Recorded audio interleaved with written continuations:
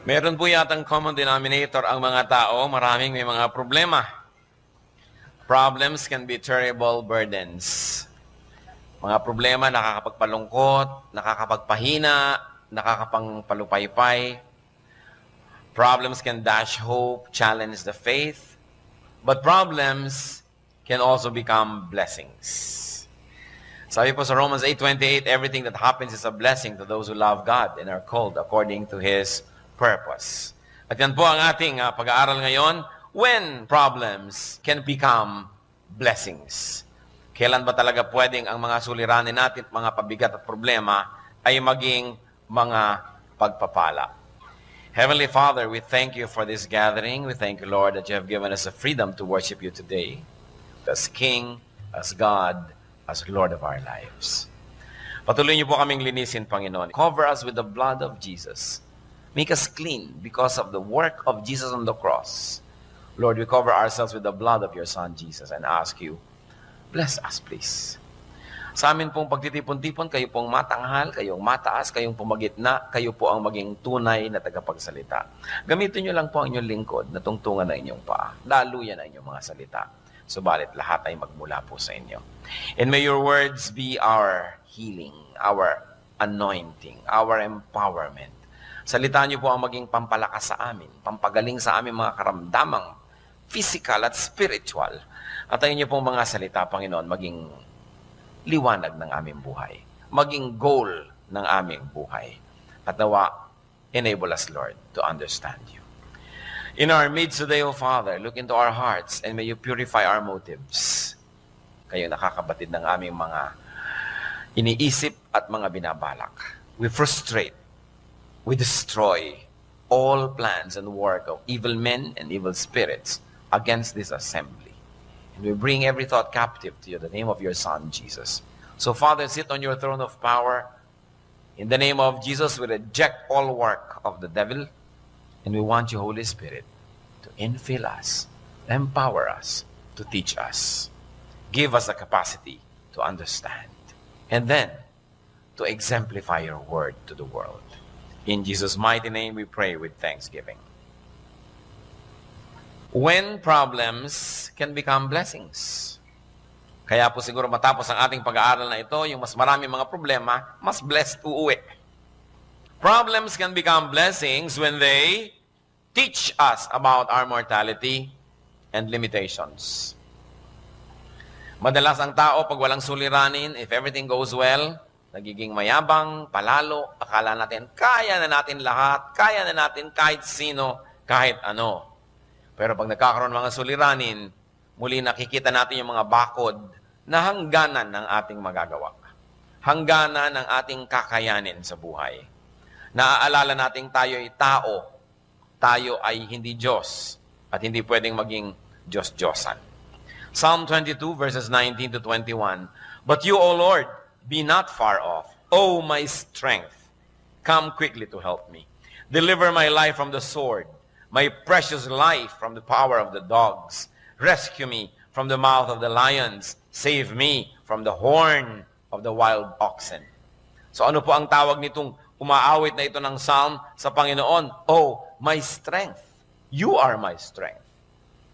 Pero maaaring malimutan ng tao pagka siya ay masyadong matiwasay, masyadong mariwasa, masyadong matagumpay, matahimik, mapayapat, masaya, malimutan niya kung sino ang Diyos. At siya ay malasing, at siya ay umasta na pakala mo mga Diyos-Diyosan. Problemlessness can blind, can desensitize, can even intoxicate people. Kaya napakaganda po ng dasal sa Proverbs 30, verses 8 to 9. Give me neither poverty nor riches, but give me only my daily bread. Otherwise I may have too much and disown you and say, who is the Lord? Or I may become poor and steal and so dishonor the name of my God. Napakalalim ng panalangin na ito. Sabi, huwag niyo naman po akong gawing mahirap, pero huwag niyo na rin akong gawing sobrang mayaman. Sabi niya gano'n. Ibigay niyo lang po kung ano yung kailangan ko at kung ano lang yung sapat. Sapagkat kung sobra-sobra naman ang magkarong mga ari-arian ko, baka makalimutan ko kayo at magmalaki ako. Kung sobra naman pong kulang, baka kailanganin ko pa magnakaw para lang kumain, mapahiya naman kayo dahil sa akin. So, Diyos, sabi gano'n, ibigay nyo lang po kung ano yung nararapat. Balance nga naman.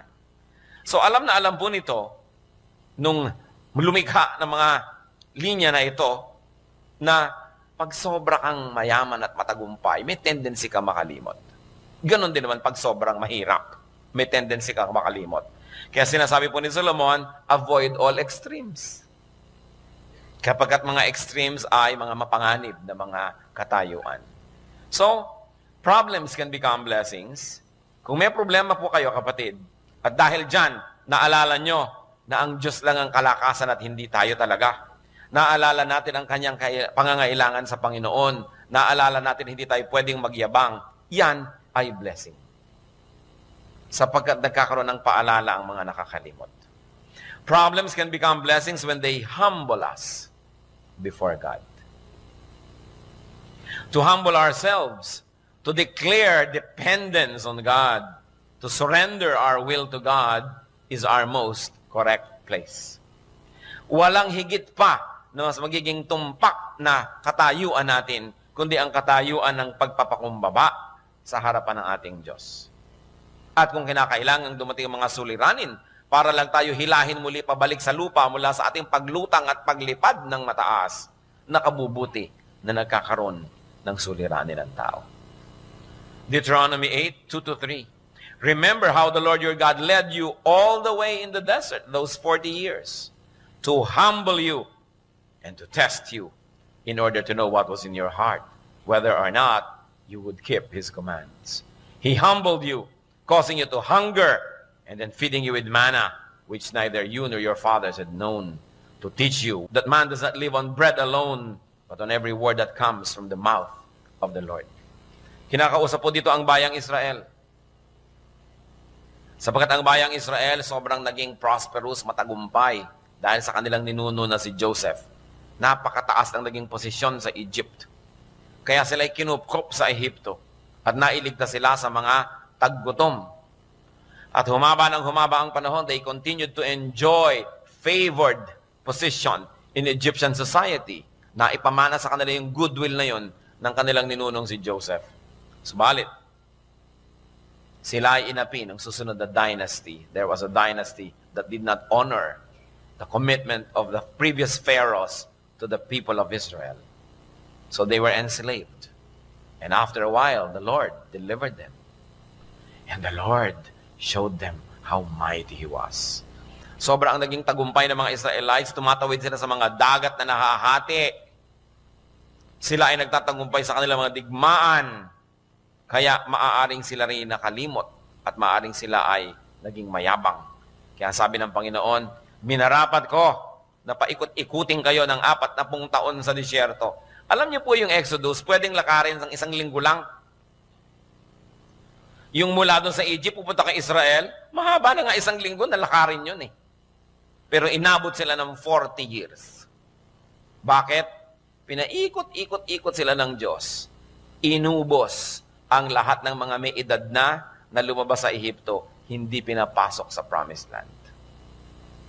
Lahat ng mga nabahira ng mga kasalanan, dadali na naman nila yung mga kasalanan lang sa Promised Land, hindi sila napapasok. At nakaranas sila na magutom. Kumakain na lang sila ng mana, yung lumalaglag mula sa langit, na iniipon nila at nagiging parang tinapay. Nung una, masarap. Nung lumao, nagsawa. Kayo ba naman ng 40 years kumain nun? Sabi nila, mana in the morning, mana in the evening, mana at supper time. Puro ito na lang. So, ang Panginoon, bubulabog ng mga ibon, dadapo sa kanila, gagawin nilang barbecue. Pero dependent sila. Kayo ba naman, halos 2 milyong tao naglalakad kayo sa disyerto. Inumin lang ng bawat isa kung gumamit na lang kayo ng 1 galong tubig bawat isang tao sa isang araw. 2 milyong galon yun. Saan nila kukunin? They were very dependent on the Lord. And they were in this parched desert. You know, I myself have crossed this desert. At wala na yatang lugar pa sa mundo na mas parang walang kabuhay-buhay. Wala kang makita ni ano. Sobrang parang akala mo sinumpa yung dinaanan nila na yan, mga Sinai Desert. Ang dami mong papakanin, ang dami mong paiinumin. Kaya talagang dependent sila kay Lord. At sabi niya yan, ang Panginoon, ginawa ko yan para bawasan ang inyong kataasan. To humble you. Para kayo matutong magpakumbaba. Gaano kadalas, di po ba, pag may problema ang tao, ang tagal magdasal. Kita mo ang tao, pag may problema o wala, obserba mo pag nagdadasal, yung mga walang problema, ang bilis matapos. Wala kang kaproblema, no? Paano mo nalaman, prophet ka ba? Hindi, ang iksi eh. Pero pag may mga paiyak-iyak pa dyan, mga pa-fasting at kung ano-ano, naku, mga problema tong taong to. Problems humble us. That's why they can become blessings. Remember, humility is the only correct attitude towards God. And if we have to be forced to become humble by problems, then the problems can become blessings. Which brings me to our third point. Problems can become blessings when they remind us to pray. Or should I say, to remind us to pray again. Kasi maraming nalilibang, nakakalimot sa tunay na panalangin. Akala nila, Lord, pagpalain mo ang pagkain ito, bless it for our nourishment. Amen. Sa gabi, salamat po sa nagdaang araw. Pagpalaan nyo kami sa buong gabing ito. Ingatan nyo kami sa lahat ng masasamang tao. Amen. Yun na yung dasal. Kumisa nga, napagpapalit pa yun eh. Yung magdadasal bago matulog, Lord, thank you for this food. Ay, wala palang food. Lahat ng tumawa, alam nyo, no? Nangyayari sa buhay nyo yan. Nakakapalit-palit ng mga panalangin.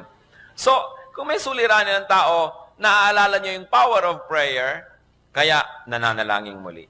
Kaya ang sabi sa Philippians 4:6-7, do not be anxious about anything, but in everything, by prayer and petition, with thanksgiving, present your requests to God. And the peace of God, which transcends all understanding, will guard your hearts and your minds in Christ Jesus. So, kanino ito ipinapaalala? Siyempre, sa mga anxious. Kaya sabi, do not be anxious. Sobra ka ngayong balisa kasi may problema ka eh. So, naaalala nating manalangin. Problems can become blessings when they remind us about our sin and stop us from sinning. Pag sobra na dilubyo ang kumukubakob sa isang pamilya, nagmi-meeting na, hoy, ano bang mga kasalanan natin, i-give up na natin sa Panginoon. Pag sobra na mga hirap ang dinaranas ng mga churches at Christian organizations, o magre-revival worship, magre-revival meeting, ibubulala sa mga kasalanan, ihingi ng tawad, kasi naaalala ang kasalanan pag may mga problema. At ang isa sa mga pinakamapanganib na kalagayan, yung may mga kasalanan, tapos parang walang problema. Yan, mapanganib yan. Kung alam nyo na may kasalanan kayo at nabubuhay kayo sa kasalanan, tapos everything is okay, meron kayong pera, meron kayong health, meron kayong wealth, and meron kayong respectability and prestige, aba, mag-ingat-ingat kayo. Sinasabi rin sa Bible, they are fattened for a day of slaughter. Yung mga akala natin ay walang-walang problema. Kaya ang mabuti pa, kung meron talagang kasalanan, tapos all is well, maayos ang buhay, malusog ang katawan, tahimik ang pamilya, mayroong kinakain, may kasaganaan. Aba, pagsisihan na yung kasalanan. Huwag nyo nang antayin, natanggalin lahat yan, ligligin kayo, kalug-kalugin. At pagkatapos para lang tayo, suko na Lord, suko na. Pinakamabuting isuko na agad. Kaya siguro ganyan ang ginawa ng gobyerno noong panahon ng Hapon. Sapagkat walang ilaban ang ating government forces ng Amerika dito sa mga Hapon. Noong Second World War, dahil nadurog na yung kanilang fleet doon sa Hawaii, anong ginawa? Sapagkat nabomba ang lahat ng ating mga eroplano sa Clark Field, wala na ni isang lilipad pa, wala nang ilalaban, ano pong ginawa nila? Ginawa ang Manilang open city. Sa inyo na, mga Hapon, wala nang laban-laban, pasuko na, kaysa magkagiba-giba ang Maynila. Kaya na-preserve ang city. Ang gumiba naman siyempre yung mga Amerikano nung tinatawag na liberation. Kinarpet bomb ang Manila, kaya nagiba pa rin. Pero ang point, isinuko na lang agad. Kasi ang nangyari, hindi naman isinuko ng mga Hapon when the Americans were coming back. No? So nagkaroon ng labanan. Gusto niyo bang wag na magkagutay-gutay? Wag na magkagiba-giba, magkasira-sira? Sumuko sa Diyos. Kasi kung lalaban ka lang, tatagalan mo lang, may inilalaban ka pa kasi, may lakas ka pa kasi, may maipagmamalaki ka pa. Pero pag paubusan ng paubos yun, ang ending din nun, susuko ka rin sa Diyos eh. Sumuko na habang maaga para maiwasan na ang sobrang mga hapdi at sakit sa buhay. Problems can become blessings when they bring us back to God. Bihira naman yung taong sa kariwasaan, sa kasaganaan, sa kasiyahan, doon naghanap sa Diyos. Meron nun, pero bihira. At napakaganda naman ang kalagayan ng ganong tao. Sa kariwasaan, sa kalusugan, sa kasiyahan, naghahanap pa. At Diyos ang hinahanap. Yun ang talagang sobra-sobrang blessing. Best of both worlds. Pero 99.9% ng mga taong nakakatagpo sa Diyos, yung mga nagkaroon ng malubhang sakit, yung mga sobrang naghirap, sobrang nagkalugmok-lugmok sa buhay, napahiya, o kaya natakot, o kaya yung katawan niya tinira ng masasamang espiritu. So sa takot na lang niyang manatili, yun ay talagang dali-daling tinanggap si Kristong Panginoon at tagapagligtas. So karamihan ng mga tao, nakikilala nila ang Panginoon dahil may suliranin sila. Dahil sa kanilang kahinaan. At yung mga Kristiyano naman na naliligaw at lagi pang nagbabackside, napapabalik sa Diyos dahil nabubugbog ng kutakot-takot na problema. In that case, such problems can become blessings. When they bring us back to God, to godliness, to our godly vocation, and to our ministries. Napakasarap po mga kapatid, na sa oras ng kasaganaan, kasarapan, kaginhawahan, kalakasan, kasaling-kasali ang Diyos sa ating buhay. Siya ang hinahanap natin, inuuna pa natin. At alam niyo, may mga kilala po akong ganyan. Mga tao na by the standards of the world, they have everything. Pero lagi pa rin at lagi na Diyos ang hinahanap. Kaya hindi naman lalo mapatid-patid ang mga pagpapalang dumarating sa kanilang buhay. Hindi naman sila siyempre exempted sa mga dumarating din mga pagsubok at mga hirap. Pero overwhelmingly, bigger than their problems, yung blessing. At kitang-kita nila yon. It is important. That problems can bring us back to God from our selfish pursuits. Kaya yung mga nawawala sa churches, yung dati nagsaserve, nawawala, yung mga dating active, nawawala, kadalasan, ang nagbabalik sa kanila sa church, problema. Hindi yung sarap ng buhay. Habang masarap, nakakalimot eh. Kaya nagiging blessing. Luke 15:14-18. Yun pong alibughang anak na kinuha ang kanyang mana sa kanyang magulang at winaldas kung saan at nung maubos at nagugutom, after he had spent everything, there was a severe famine in that whole country and he began to be in need. So he went and hired himself out to a citizen of that country who sent him to his fields to feed pigs. He longed to fill his stomach with the pods that the pigs were eating, but no one gave him anything. When he came to his senses, he said, "How many of my father's hired men have food to spare, and I here am starving to death? I will set out and go back to my father and say to him, Father, I have sinned against heaven and against you." Bakit itong anak na ito na nakalimot sa kanyang ama at naglayas at namuhay nang akala mo'y wala nang bukas pa sa kanyang paglustay ng minana niya sa kanyang magulang, bakit naisipang bumalik? Kasi nagutom, kasi nahirapan, kasi nasaktan. Marami. Kailangan pang yun ang maganap para bumalik sa Diyos. Kaya nga po magandang paalala mga kapatid, kung tayo napapalayo, huwag nang hintayin itong ganito. Magkusa na tayong bumalik. Napakainam na paalala. At kung talagang may suliranin na, huwag na tayong magpilit pa na sundin yung kagustuhan natin, lumabag tayo sa Diyos, kundi sundin na natin ang kalooban ng Panginoon. Problems can become blessings when they lead us to discover God. Kung hindi pa tayo Kristiyano, wala pa tayo sa Panginoon, nagiging Kristiyano tuloy tayo. Or kung Kristiyano na tayo, then we rediscover God. Or we discover blessings and dealings of God that we have not discovered before. Problems can lead us to discover who God really is.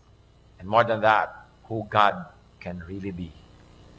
Sa 2 Corinthians 7, 9 to 10. Yet now I am happy, not because you were made sorry, but because your sorrow led you to repentance. For you became sorrowful as God intended, and so were not harmed in any way by us. Godly sorrow brings repentance that leads to salvation and leaves no regret. But worldly sorrow brings death. So godly sorrow is important. Nalulungkot ka dahil nakakalabag ka sa kagustuhan ng Diyos. Nalulungkot ka dahil nalalayo ka sa Diyos. That is godly sorrow. Sabi niyo, good. It's good to be sorrowful because that will lead to repentance. Kung lagi ka lang happy, lagi kang lasing, lagi kang tawa ng tawa, baka walang lugar ang Panginoon. So, problems can become blessings when they make us sorrowful to the point that we look up only to God for deliverance. Dahil ang tatawag sa Diyos ay hindi niya kailanman tatanggihan. Kaya mahalagang matutong tumawag sa Diyos. Problems can become blessings when they reveal to us hidden or undiscovered God-given grace. Kumisan sa mga problema, doon natin nakikilala ang Panginoon at lumalabas yung mga lakas na ibinigay pala sa atin niya. Hindi natin alam meron pala tayong ganong kalakasan. Hindi natin alam na meron pala tayong ganong tibay na lumabas lang at nalaman natin nung sumuong na tayo sa mga suliranin. Then we discover that even before we got into these troubled spots, God has already prepared us. And you discover that God has made provisions for us along the way, long before we stumbled into such needs. Kaya ang sabi sa 2 Corinthians 12:9, but He said to me, my grace is sufficient for you, for my power is made perfect in weakness. Therefore, I will boast all the more gladly about my weaknesses, so that Christ's power may rest on me. Yung mga kahinaan natin, nadidiscover natin, why did we survive? Why do we go through this and that? Dahil lang sa Panginoon. So siya talaga ang nagpupuno ng ating mga kulang. Therefore, nadidiscover natin ang grasya ng Diyos. Na kung hindi pa tayo nagipit, hindi natin malalaman. May ganun pala. Problems can remind us to claim God's promises. Alam niyo mga promises ng Diyos, napakamahalaga, lalong sa mga namang problema. Ay, may salita pa lang ganyan ng Diyos, i-claim ko. Salamat na lang, may pangako pala siyang ganon. Psalm 119, verses 147 to 148. I rise before dawn and cry for help.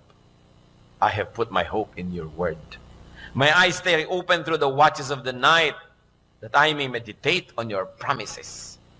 So kailangan alam na natin yung promises ng Lord bago dumating yung mga problema sa uluin, pag-aralan, para pag dumarating, nakiklaim natin agad at tayo na i-strengthen. Ang mga taong nanghihina ay dahil lang nadadaya. Sapagkat ang mga anak ng Diyos ay hindi dapat manghina kung di natin malilimutan kung sino ang Diyos. At hindi tayo madidisconnect sa Kanya. But the moment you forget who God is, you become weak. The moment you get disconnected, no matter at varying degrees of disconnection, you become weak. So pag may tao nagsasabing, alam nyo, napaka-weak ko, isa pang problema, hindi ko na kaya, wag muna, ayoko makinig, ayoko, hindi ko na kaya, you have become weak. You've got to look into yourselves. There must be some disconnection because God is power. So ayaw mong umilaw, siguro hindi nakasaksak doon sa plug. Kailangan isaksak. Bakit nakasaksak na ayaw pang umilaw? Pundido. Kaya kailangan ayus-ayusin ang buhay para umiilaw pag isinasaksak sa kuryente. Ang Lord yung source ng power na yon. Hindi bagay sa mga anak ng Diyos na maging mahina sapagkat ang Diyos ay malakas. So, itong Diyos ko, siya ang aking tagapagligtas, tapos ang itsura mo. Bakit ka ganyan? Lupay-pay. Ganyan ba itsura ng Diyos? Hindi. Ba't ganyan ka? Surely, there is something that went wrong along the way. At ano yon? More often than not, it is sin. May kasalanan. Kaya nangihina. So, problems can become blessings when they show us what's really important in life. Kumisan kasi pag nagkakaproblema, doon lang lumilinaw kung anong mahalaga. Parang ganito. May sunog. 3 kilo lang ang pwede niyong madala. Ano ang dadalhin niyo? Doon lang magiging malinaw kung alin talaga sa mga ari-arian niyo ang tunay na mahalaga. Siguro naman, hindi nyo nadadalhin yung, hindi nyo dadalhin? Hindi nyo dadalhin isang kabang bigas. Siguro hindi nyo nadadalhin yung bangko. Hindi nyo nadadalhin yung mga inipon yung pagkarami-rami siguro mga lumang tsinelas na hindi nyo maitapon-tapon. Kadalasan pag nisunog, ano lang bitbit ng mga tao? Yung mga photo album nila. No? Yung ikinasal sila mag-asawa, batang-bata pa sila. Dala-dala nila yung mga frame na yon. Kung ano yung mahalaga sa'yo, yun lang ang dala mo. Kasi luminaw sa'yo, nung konti na lang ang pwede, kung alin talaga ang mahalaga. Ngayon, pag may problema ang tao, everything else fades sa sidelines eh. Ano ba talaga yung mahalaga? Kung minsan kita mo yung mga sobrang mga posturyosa, pagka nagkaroon ng sobrang mga sakit, hinaharap ka na rin niya kahit wala siyang kilay. Kasi nalimutan na niya yung tungkol sa kilay-kilay, nararamdaman siya eh. So hindi na yun mahalaga. Konti na lang yun mahalaga, ano ba talaga? Pero meron naman talaga, naghihingalo na, ayaw pang pakita, make up muna, make up. Meron! No? May dadalawin ka, ayaw pa po kayo papasukin, sandali lang po at nagme-make up. O sige, kahit matagal. So ano ba talagang mahalaga sa'yo? Importante. Pag may problema, lumalabas ko anong mahalaga. Pag nawawala na halos ang lahat at wala nang matitira, Psalm 119, 67 to 68. Before I was afflicted, I went astray. But now, I obey your word. You are good, and what you do is good.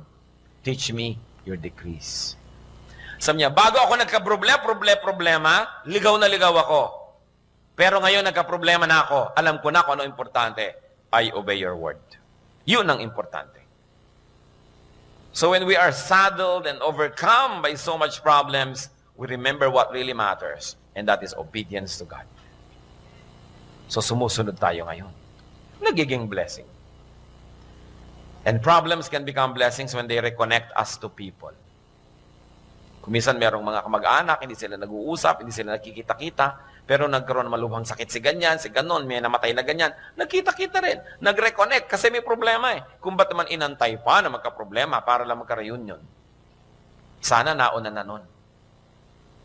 May mga magulang, isinumpa-sumpa si anak, no? Dahil nagpakasal kay ganito. Hindi makapanik-panik si anak sa bahay nila. And I'm telling you a true story. Dalagitan na yung anak ng mga nagpakasal eh, hindi pa rin nakakaakyat sa bahay nila. Pero nung naghihingalo si magulang, ipinatawag din.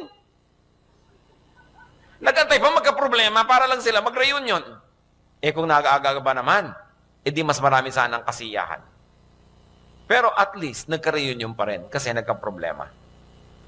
Kaya ano pong sabi nitong tao na lumaya sa kanyang ama nung happy days, nung sobrang naghirap, Luke 15, 18 to 20, I will set out and go back to my father and say to him, Father, I have sinned against heaven and against you.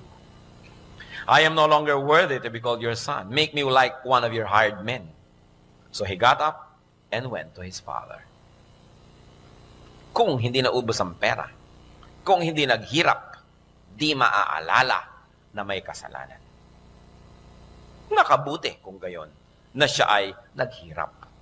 Nakabuti kung gayon sapagkat yung hirap niya panandalian lamang. Nung siya ay matauhan at bumalik siya sa kanyang sarili, anong nangyari? Napaayos uli ang kanyang buhay. Sapagkat nung bumalik naman siya sa kanyang amay, siya'y tinanggap, sinuotan ng balabal, ng singsing, ng sandalyas, at ipinagpista pa dahil siya'y umuwi.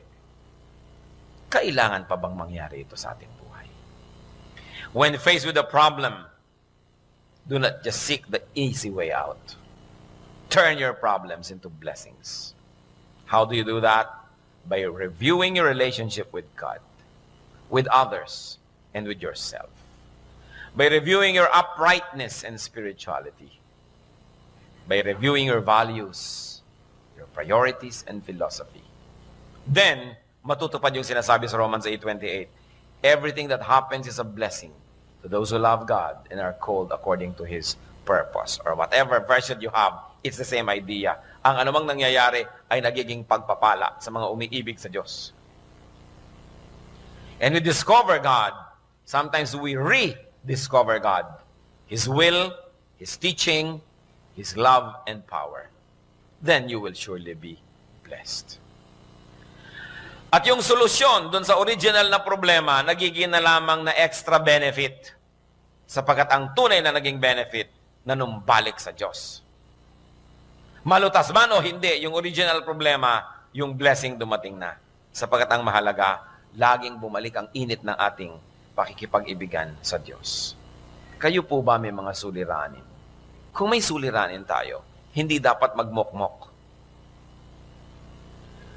Sapagkat bawat suliranin ay may katapat na solusyon.